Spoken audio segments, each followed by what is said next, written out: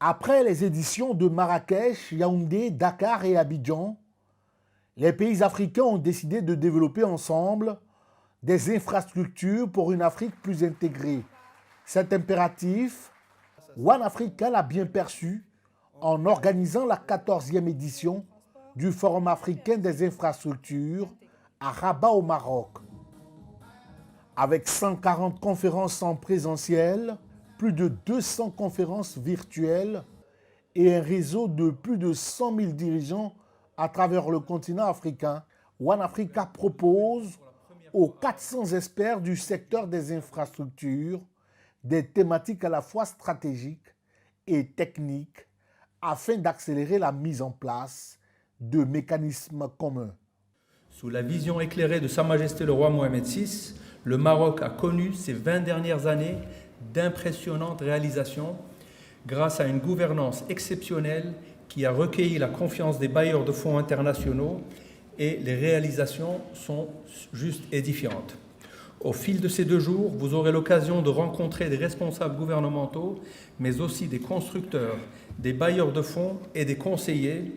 En tout, plus de 450 participants, tous venus pour échanger des meilleures pratiques afin de favoriser la connectivité entre les pays de l'Afrique francophone dans un esprit de coopération sud-sud.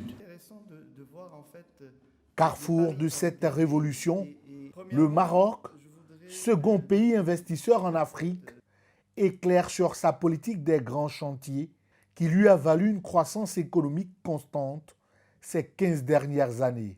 Il y a eu le pari du port Tanger-Méditerranée. Donc un port qui a vu le jour il n'y a pas très longtemps. Il est devenu aujourd'hui le premier port d'Afrique et de Méditerranée. Au-delà de l'infrastructure, c'est surtout la vision qui était une vision intégrée.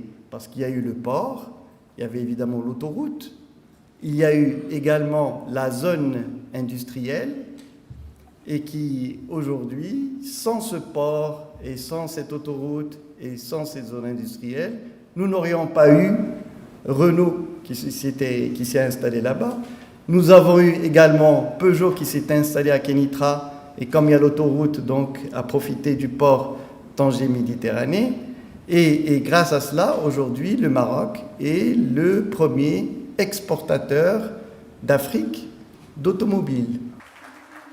Invité d'honneur de cette édition et pays hôte de la 15e édition en 2023, la RDC veut combler son retard et devenir la tête de pont en Afrique centrale. Ça sera la première de construire un grand barrage de 42 000 MW.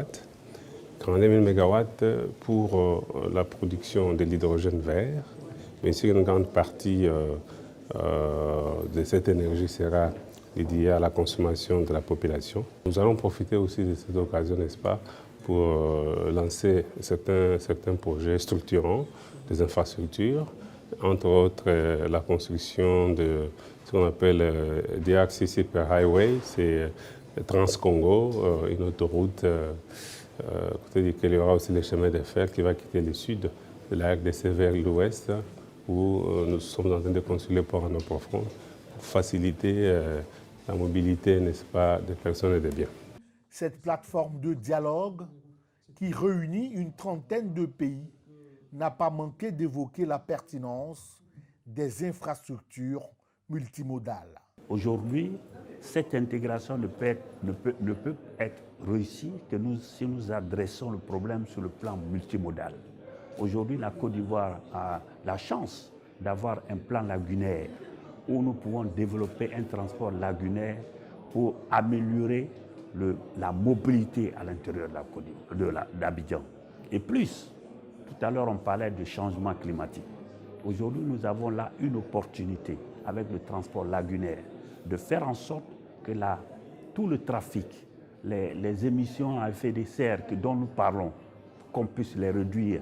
Parce qu'on va laisser la voiture, on va laisser nos véhicules pour pouvoir prendre donc un transport lagunaire moins polluant et qui va donc améliorer la mobilité.